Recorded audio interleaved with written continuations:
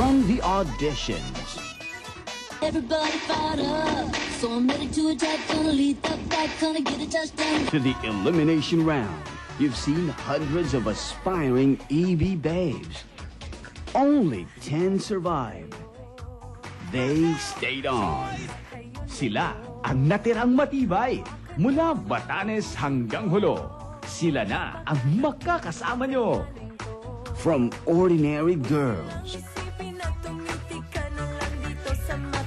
Madalas pa tumataas ako para makapag-audition lang eh. Pagkatapos ng semifinals, meron pa pala kaming training camp for 1 month. Nagugulat ako sa mga nangyayari. Gusto ko po nakatapos yung mga kapatid ko sa pag-aaral, tumulong sa family ko. Habang tumatanda po siya, gusto ko po na ako naman po yung magtrabaho para sa kanila. Hindi naman po yung palagi na nasa daddy. Pangarap ko yung bata pa lang ako. Mas gusto ko yung ako yung naghihirap para sa pamilya ko. Last week ng audition na lang yun. Kaya ako sumali dun kasi unang-una, medyo kapit po kami. Sabi ko, kung makakasali ako dun, chance ko na yun para makatulong din ko sa kanilang ko. mga young and talented na nangarap makilala sa TV.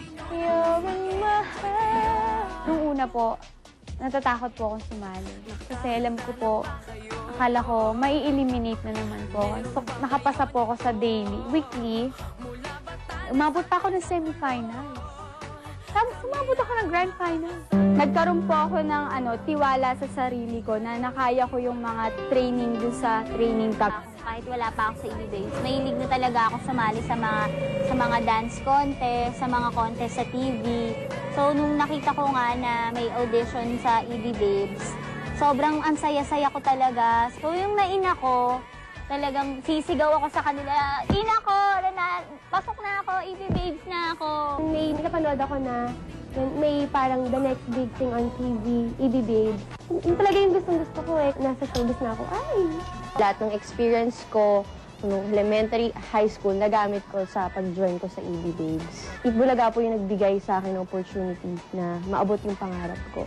Ngayon, handa na silang makasama kayo.